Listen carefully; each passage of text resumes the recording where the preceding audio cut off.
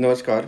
Class 9 social science chapter 9 understanding democracy, इसकी exercise NCERT exercise का solution करते हैं। पहला क्वेश्चन है, वर्ड डेमोक्रेसी कहाँ से लिया गया है? ग्रीक वर्ड डेमोक्रेटिया। डेमोक्रेटिया ऑप्शन बी सही है। ठीक है, डेमो और क्रेटिया से मिलकर बना ये।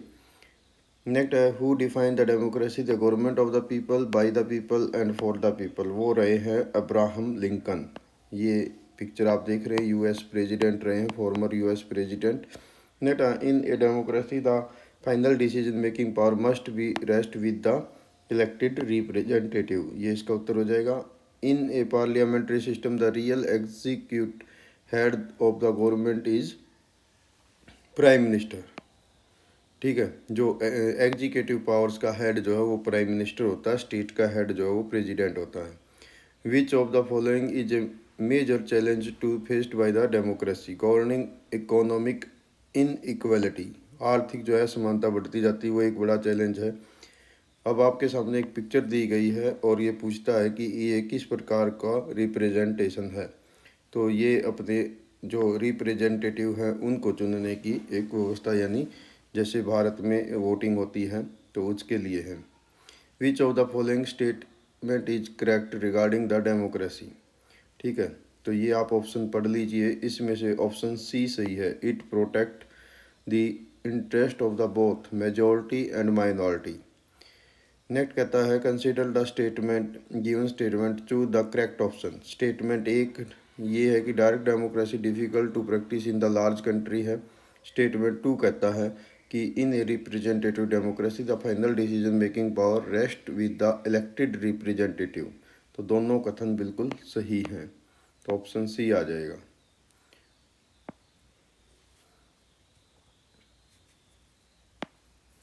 नेक्स्ट कहता है, मैच द फॉलोइंग। ठीक है, तो ये कॉलम एक है, कॉलम बी के साथ आपने मिला देना है। Democracy, rule of law, representative democracy, direct democracy. सामने ऑप्शन है, citizen participate directly in the decision making, people elect their ruler, rule by the people, equality from the law. तो सही उत्तर है ए, डेमोक्रेसी रूल ऑफ लॉ है। ठीक है, इसी प्रकार से सेकंड कहता है रूल बाय द पीपल, ये हो जाएगा डेमोक्रेसी। सेकंड है इक्वलिटी बिफोर द लॉ, ये हो जाएगा rule of law. Then people elect their ruler, तो ये हो जाएगा सी, रिप्रेजेंटेटिव डेमोक्रेसी में है। और citizen participate directly in the decision making, ये होती है डायरेक्ट, जो है आपकी डायरेक्ट डेमोक्रेसी। तो ये ऑप्शन ए सही है। Next, identify the incorrect statement about the democracy. इनमें से जो आपके सामने सेंटेंस दिए गए हैं, ऑप्शन ए गलत है। It eliminate all economic inequality immediately, ये गलत है। इमीडिएटली नहीं हटा सकती, धीरे धीरे हटा सकती है। बाकी के सारे सेंटेंस ठीक हैं। In a village, all adult citizens gather to discuss the and decide to local development project directly without electing representative। तो ये क्या है? तो ये एक एग्जाम्पल हो जाएगा डायरेक्ट डेमोक्रेसी का। ठीक है, क्योंकि एक छोटा सा हिस्सा था इसलिए उसमें को डायरेक्ट हो सकता है।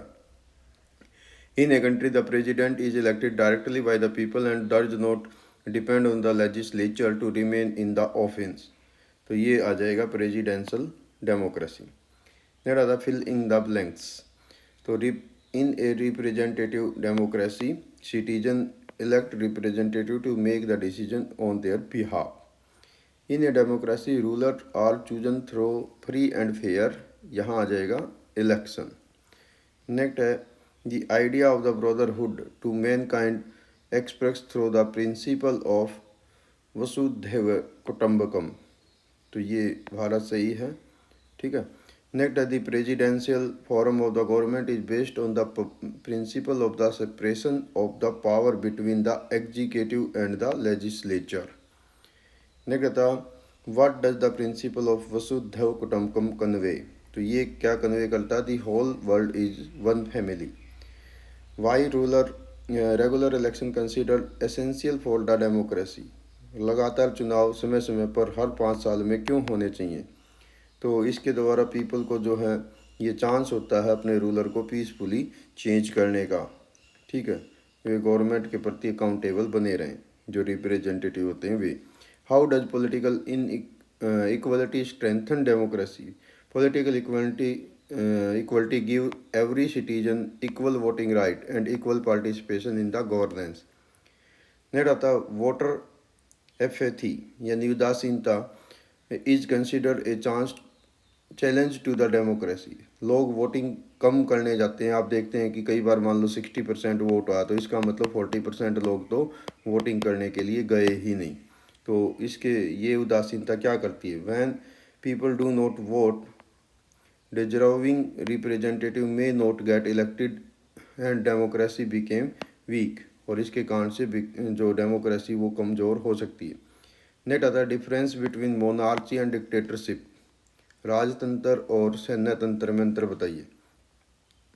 तानाशाही में दो मोनार्ची होती है, इसमें पावर जो होती है वो राजा या रानी के पास होती हैं। दी रूलर रूल द हेरिडेटरी, और ये जो वंशानुगत अधिकार होते हैं यानी पीढ़ी दर पीढ़ी होते हैं, ये राजा का बेटा राजा बनेगा। डिक्टेटरशिप में क्या होता है, तानाशाही में ये एक प्रकार का सैन्य तंत्र होता है। पावर जो है वो सीज कर दी जाती है मिलिट्री कंट्रोल के द्वारा, और डिक्टेटर जो रूल होता है वो विदाउट पब्लिक कंसेंट होता है, यानी जो सेना का मुखिया है वो देश का मुखिया बन जाता है। Define democracy, mention any two essential feature of the democracy. देखिए डेमोक्रेसी क्या है, एक गवर्नमेंट है जिसमें रूलर जो होता है वो इलेक्ट बाय द पीपल होता है। इसमें फ्री और फेयर इलेक्शन होते हैं, रूल ऑफ द लॉ होते हैं।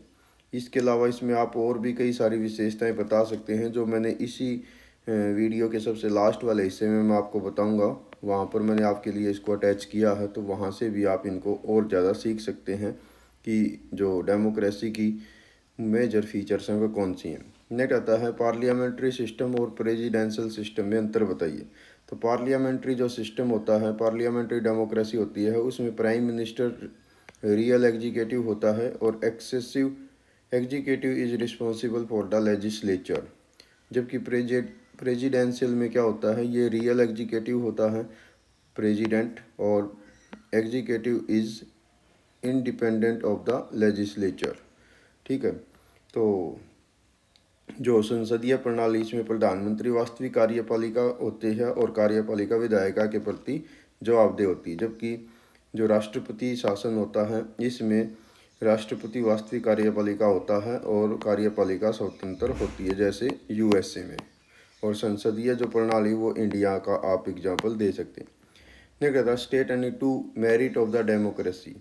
इसमें क्या होता है कि इक्वल राइट है और फ्रीडम टू ऑफ सिटीजन ये है। इसके अलावा पीपल पार्टिसिपेट कर सकते हैं डिसीजन मेकिंग में। ठीक है, यानी अपने वो इलेक्ट कर सकते हैं रिप्रेजेंटेटिव्स को। Explain the significance of the regular election in maintain democratic value. Regular जो समय समय पर चुनाव है वो क्यों होने चाहिए। तो रेगुलर इलेक्शन इंश्योर अकाउंटेबिलिटी, जवाबदेही तय करते हैं, ट्रांसपेरेंसी लाते हैं, पारदर्शिता लाते हैं, और पीसफुल ट्रांसफ़र ऑफ पावर को लाते हैं, जिसके कारण से डेमोक्रेटिक जो वैल्यूज़ हैं वो बनी रहती हैं और पब्लिक पार्टिसिपेशन इसमें मजबूत रहता है। नेक्स्ट आता है how does democracy accountable social diversity. Democracy के अंदर सभी सामाजिक लोगों को कैसे, विविधता को कैसे वो मैनेज करती है। डेमोक्रेसी में different religion, languages, culture, opinion, इन सब को प्रोटेक्शन मिलती है।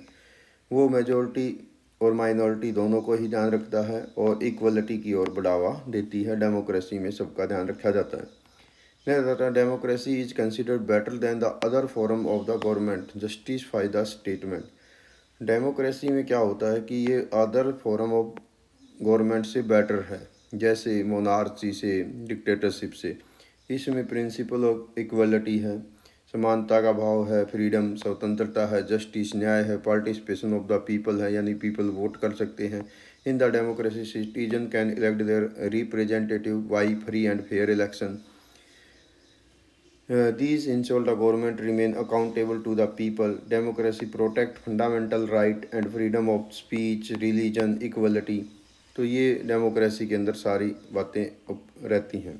Of another important feature of the democracy is peaceful transfer of power. एक जो पार्टी है या दल है वो हार जाता है और दूसरा जीत जाता है तो पीसफुली तरीके से पावर जो है वो ट्रांसफ़र हो जाती है डेमोक्रेसी में. Government change without violence through election. Democracy also respect social diversity and protect the interest of the both majority and minority communities. People can criticize the government and express the opinion freely. ये democracy में ही है कि लोग अपनी सरकार की और अपने विचार की आलोचना भी कर सकते हैं और अपने विचार रख सकते हैं. These features make democracy more transparent, responsive, welfare oriented other than the other form of the government. Let us trace the root of the democracy in the ancient India. Explain the role of Sabha and Samiti in Vedic era. जब हमने ये chapter पूरा किया था तो part 2 के अंतर्गत आपने ये पढ़ा था topic. The root of the democracy in ancient India can be track back in the Vedic period. Ancient India society had institution encouraged the participation of the people of the government by the early republic known as the Mahajanpada, also collective decision making. These democratic traditions show the democratic ideas exercised in India long before modern democracy developed. During the Vedic period, Sabha and Samiti were two important assemblies. Sabha was smaller council of the experienced elders and noble who advised the king to important matters such as administration, justice, and welfare. Simiti was the larger assembly that included the common people and discuss major public issues. तो ये वैदिक काल में सभा और समिति होती थी जिसमें राजा जो है एक सभा के द्वारा सुझाव लेता था और दूसरी समिति होती थी जिसमें जो है वो डिस्कशन होते थे, कंसल्टेशन होता था, पार्टिसिपेशन इन द गवर्नमेंट का ये एक तरीका रहता था. नेक्स्ट आता है discuss the challenges faced by the modern democracy. तो मॉडर्न डेमोक्रेसी के अंदर क्या क्या चैलेंजेस हैं. तो बहुत सारे चैलेंजेस रहते हैं. मेजर चैलेंज है करप्शन. ठीक है. Leader miss use the power for the personal benefit. तो ये होता है. इकोनॉमिक इनइक्वालिटी, ये दूसरी मेजर प्रॉब्लम है. ठीक है. जिसके अंदर वेल्दी पीपल जो हैं यानी धनी लोग जो हैं वो इन्फ्लुएंस कर सकते हैं पॉलिटिकल पार्टीज़ को भी और इलेक्शन को भी. वोटर एफएटी, लोगों की उदासीनता वोटिंग के प्रति वीकर डेमोक्रेसी की ओर वो बढ़ावा देती है. ठीक है.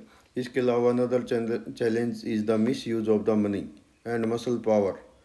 पैसे का दुरुपयोग हो सकता है और जो इलेक्टेड जो होते हैं पर्सन या इलेक्शन के दौरान जो पावर है उसका दुरुपयोग, बाहुबल का दुरुपयोग किया जा सकता है.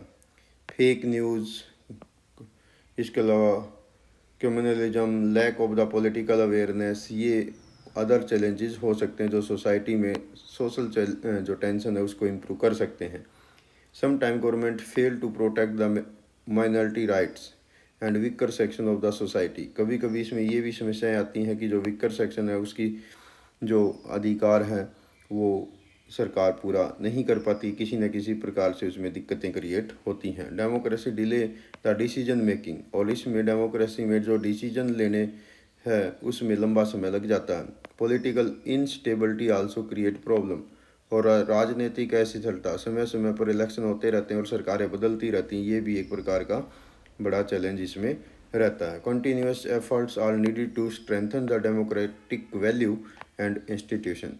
तो ये लगातार इसमें सुधार की आवश्यकता रहती है. नेक्स्ट आता है explain the types of democracy. देखिए इस दो टाइप्स की डेमोक्रेसी होती है, एक डायरेक्ट और एक रिप्रेजेंटेटिव. डायरेक्ट में क्या होता है, सिटीजन डायरेक्टली पार्टिसिपेट करते हैं डिसीजन मेकिंग में और गवर्नेंस में. People discuss public issue and vote on law and political themselves. This form of democracy was practice in the ancient Athens, Greek country में. Direct democracy work best in the small countries where population is limited. Direct democracy वहाँ हो सकती है जहाँ पर जनसंख्या थोड़ी हो। रिप्रेजेंटेटिव डेमोक्रेसी, जैसे इसमें हम क्या करते हैं, जैसे इंडिया में है, हम मेंबर ऑफ पार्लियामेंट या मेंबर ऑफ लेजिस्लेटिव असेंबली का चुनाव करते हैं। इसमें पीपल इलेक्ट करते हैं अपने रिप्रेजेंटेटिव्स को, ठीक है, who make the law and govern on their behalf. Citizen participate indirectly through the election. This system is suitable for the large modern countries. India जैसे बड़े देशों के लिए ये सुटेबल है, ठीक है। इंडिया इसका एग्जाम्पल हो गया। डेमोक्रेसी कैन बी क्लासीफाई, इसको आगे जाकर हम दो हिस्सों में बांट सकते हैं। एक होता है पार्लियामेंट्री डेमोक्रेसी और दूसरा होता है प्रेसिडेंशियल डेमोक्रेसी, ठीक है, based on the relationship between the executive and legislature. और ये किस आधार पर हमने बांटी, कार्यपालिका और विधान पालिका के पावर्स के आधार पर या उनके रिलेशनशिप के आधार पर। In the parliamentary system the executive is responsible for to the legislature, while in the presidential system president work independently of the legislature। Presidential system में राष्ट्रपति जो है वो स्वतंत्र कार्य करता है कार्यपालिका की तुलना में, जबकि पार्लियामेंट्री सिस्टम में जो सभी प्रकार के रिप्रेजेंटेटिव होते हैं वो कार्यपालिका और विधान पालिका वो मिलकर कार्य करते हैं, एक दूसरे के प्रति जवाबदेह होते हैं। ये पार्लियामेंट्री सिस्टम इंडिया में है और इसका एग्जांपल आप यूएसए से दे सकते हैं प्रेसिडेंशियल डेमोक्रेसी का। नेक्स्ट आपके असरेशन और रीजन के क्वेश्चन हैं, तो आपने बताना है। नेक्स्ट कहता है सभा एंड समिति वर important institution in the early Indian government. They enabled election of the people of the decision making process. Both A and R are true and R is the correct explanation of A. आपको Vedic period का ये ध्यान होगा, सभा और समिति। ने कहता है ancient Indian political system had no element of the democracy. Institution like sabha and village council existed in the early India. इसमें आपका उत्तर आएगा ए रॉन्ग है और आर सही है, ठीक है। Ancient India did not democratic election such as sabha and samiti village council. मैंने आपके लिए इसका एग्जाम्पल भी दिया। Therefore assertion is incorrect and real while reason is correct. Next कहता है representative democracy is suitable for the large modern country. और कहता है it is difficult for all citizen to directly participate in the decision making. Both are true and R is correct explanation of A. Next कहता है ये आपके लिए paragraph दिया गया है, इसको आप पढ़ लेंगे और पढ़ के इसके उत्तर आपने देने हैं। इसमें कहता है कि explain any two feature of democracy. तो इसमें क्या होता है, इसमें इलेक्शन होते हैं, इसके अंदर फ्री और फेयर इलेक्शन की व्यवस्था रहती है। दूसरा क्या है, इसमें पीसफुल पावर ट्रांसफ़र हो जाती है one government to another government. ने कहता है when did India declare itself democratic country. In 1951 26 जनवरी 1950 को भारत का संविधान लागू हुआ, ठीक है। नेक्स्ट कहता है which form of democracy is followed by India. वो है पार्लियामेंट्री डेमोक्रेसी, भारत में ये है। ये आपके लिए मैंने एक एक्स्ट्रा क्वेश्चन रखा है यहाँ पर, फीचर्स ऑफ डेमोक्रेसी क्या है। इसमें क्या होता है, final decision by the elected representative होता है, फ्री और फेयर इलेक्शन होते हैं। इसके अलावा सार्वभौमिक वयस्क मताधिकार होता है, यानी 18 ईयर प्लस के लोग वोटिंग कर सकते हैं। फ्रीडम ऑफ एक्सप्रेशन होता है, freedom of forum of the association, संघ बनाने की इसमें आज़ादी रहती है। Freedom of culture and religion रहता है। इसके साथ साथ इंडिविजुअल फ्रीडम इसमें रहती है। रूल ऑफ लॉ इसमें होता है। अकाउंटेबिलिटी होती है गवर्नमेंट की। तो ये सब डेमोक्रेसी में ही संभव है। यानी अब्राहम लिंकन के अगर विचारों को हम यहाँ पर की आइडिया ऑफ डेमोक्रेसी कहें तो government of people by the people and for the people is democracy. This is the superior form of the government in the world in the modern days. हम कह सकते हैं कि आज की दुनिया में सबसे ज़्यादा जो शासन पसंद किया जाता है वो डेमोक्रेसी है। तो ये था आपका क्वेश्चन आंसर्स, तो इनको आप कवर करिए। किसी प्रकार की कोई दिक्कत आती है तो आप क्लास में पूछिए या मुझे कमेंट्स के माध्यम से भेजिए। Thank you, have a nice day.